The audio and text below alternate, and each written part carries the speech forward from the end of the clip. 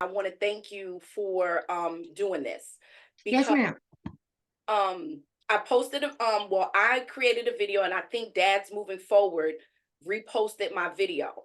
And the video was who protects children from their mothers. Right. And you made a comment underneath it, which intrigued me. And I had to speak to you to get your story as to why you responded to that video the way that you did. Hmm. Root to fruit. Root to fruit. Okay. So I'm 51 years old. Um, I was a piss poor mother. That's the fruit of it, right? But going from the root, I started off abusive. Um, I did what I knew, what my mother did, right? Uh, Unhealed. My mom did it. I was okay. So I'm gonna do the same thing to my son. So my son, the first 11 years of my life, my son's life was hell for him emotionally, psychologically. That's on the and physically.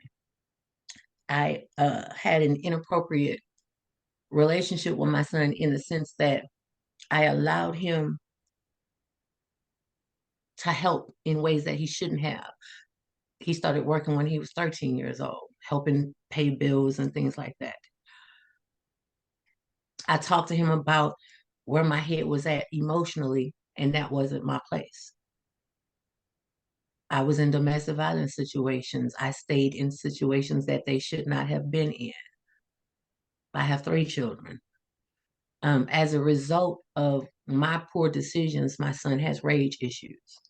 Mm. My daughters are discombobulated in many ways. Though they graduated number 2 and 3 of their class, they still have the residual effects of the environments that they were in and didn't have any way to get out of, if that makes sense. Yeah. Um, so I have been homeless. I have gone through homeless shelters. I have been married 4 times. Um, because I didn't know how to love or what it was supposed to look like, being molested at age 5, raped between 5 and 13 by my mom's son, I had a thirst to be loved and didn't know what it was supposed to be, what it was supposed to look like. So I accepted whatever. And as a result of that unhealed mentality, um, my anger, my frustration, all of that poured out onto my children. And even after I understood that, okay, I paid for parenting classes, right? When my son was 11 years old. And there was no longer the physical abuse going on or even what I thought was the emotional abuse. There was still the emotional abuse because I still was unhealed. Because Mm. I took parenting classes, I had not yet started therapy. Okay. So I was still depressed a lot, high anxiety, all that stuff. And what I thought I was hiding from my children, they still saw. Yeah. So it still resonated in how they live their lives, if that makes sense. Yeah. Um, No, it makes perfect sense. So this is what I let's start with your son is the oldest. he is Okay. So how old were you when you had your son? 19. Okay. And when was the first time that you were angry and you either verbally said something or physically did something to him? I want to get into the mindset of where you were at 19 coming with all of this trauma yourself. So now here you are after you've been through, being violated, physically violated, sexually assaulted. Now you have a baby at 19. What is Mhm. your mind state at 19? Up until he was 3 months old, I was drinking a lot. Okay. And then I met a young man who was actually younger than me. He was 17 at the time that introduced me to a different way of thinking. He was a 5%er back then. And I started understanding how to respect myself a little bit more. So I stopped drinking and I changed the way I dress, but that was just aesthetics. Yeah. So um I didn't go to clubs and all that stuff, and I thought I was doing something. I thought I was a great mom because I was at home with him all day, every day, this, that, and the third. But to answer that first question, the first time I recognized that I was still angry, frustrated, all that stuff, he was 2. Mm. He was 2. Do you remember what happened at 2 that was where you started the pattern? Was he just not listening? You know, being the terrible twos. Was it Yeah. something that he was doing was triggering you and that's how it started? Nope. I had my second miscarriage, and um I checked out mentally, but didn't tell anybody. Mm. So he, in particular, wasn't doing, and he was actually a pretty decent baby, to be honest. He wasn't like overly rambunctious or anything like that. He was super smart. He was as OCD as I was, super organized. He was that baby. He was what most parents would wish they had. He organized his toys at 2. That Oh, it wasn't him. I checked out mentally. wow. So, did you just spank him and you didn't have control over the anger? Nope, it started with yelling. Mm. It started with yelling. You're in my space. I'm tired of looking at you. Mm. Why are you here? Um, and I guess if I let me go back, because in talking about it, he looks just like his father, and his father and I never had an argument, but he left Mm. and never came back. So I have an issue with abandonment. My dad left when I was 5. So when people leave, I always think I'm doing something wrong. So I started taking that out on him. You look like your dad, and I'm not understanding why he's not here and you are. Mm. That's the honesty of it. And Because today, looking at him at 32, take away the locks and the beard, mhm. he is his dad. Wow. All of it. So, as time progressed, how old was he when you had your next child? 5. He was 5. Hmm. Now, when you had, and that's one of your daughters, you have 2 daughters and a son? Correct.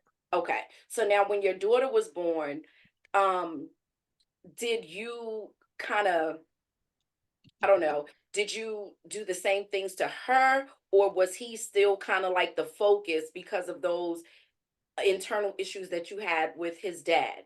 Did she feel any of that too? No, because by then, unfortunately, that saying that your first child is your test baby Mhm. for me was real. By the time she was born, it clicked in my head that I was doing something wrong. So by the time she was born, I had already had 4 miscarriages, and I had softened up quite a bit.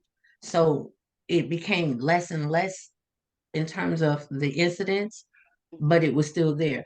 I breastfed her, and I was in the Nation of Islam by then, and I was in a different mindset. So my daughters don't know that person, like not the person that he knows. Okay. They know a different throwed off Trish. So now so when he was 5, so is that when the behavior with him, the resentment, all of this stuff, it stopped with him, or did that continue throughout his life though? No, it didn't. The resentment stopped probably after the third miscarriage because I recognized by then it wasn't him I mean, here's the kick part.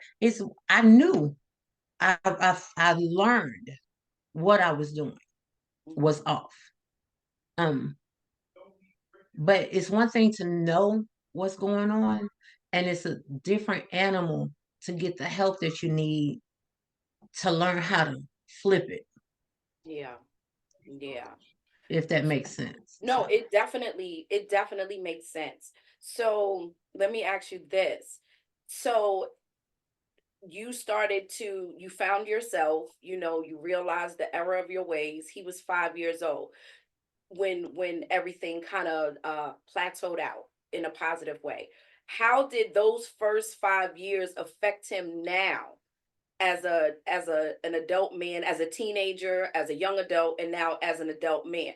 Subconsciously, he remembered these things. Did you tell him these things? Is it, you know what I mean? Like, how do you, as his mom, know that what you did kind of contributed to his personality that he has right now? because my children and I are talkers, we communicate, we have open transparency in our relationship, and we have since he was 5. When I had my daughter, that's when, okay, you can tell me whatever you feel you need to tell me. No judgment, no consequences, depending. Um, so we've always been talkers. Now, how it has affected him, I see it before he sees it. And I tell him, okay, I can walk this back where you got this mentality, this thought process, this behavior came from. It started when I did this. And as a Okay. result, because as a man, unfortunately, he does not feel like he needs therapy in this season. He Yeah. thinks I'm the therapist and I'm not. So I walk him back and say, I can tell you that this behavior started with me because I did this and I did that. And as a result, you picked up on that and you haven't turned it loose. Mm. No, yeah, it's just in his subconscious. And he may Absolutely. not, yeah, you talking about it, him not really remembering it, but subconsciously he's acting these things out. So at what point did he become, because I also talk about um as mothers, sometimes when it's just us and the kids, right? And we have a son, he becomes the man of the house, right? So we put this responsibility onto them, like, you're the man, so now he's thinking that he needs to provide, right? And I speak about this quite often. And you mentioned that, it was something similar like that with your son. Could you tell me a little bit about that? Yeah. When my son was 11 years old, that's when I was in the domestic violence situation. And it had gotten bad. And I left to go to work. I was working at the hospital at the time, 12-hour shifts. While I was at work, my ex physically abused my daughter. And my son, he was a shorty doo-wop. When I came home, we left that day, but he looked up at me and said, Mommy, that's never going to happen again. I couldn't protect you guys then. I couldn't protect my sister, but nobody's ever going to hurt my sister again. So his providing for us started at 11, um, on a protective level in his mind.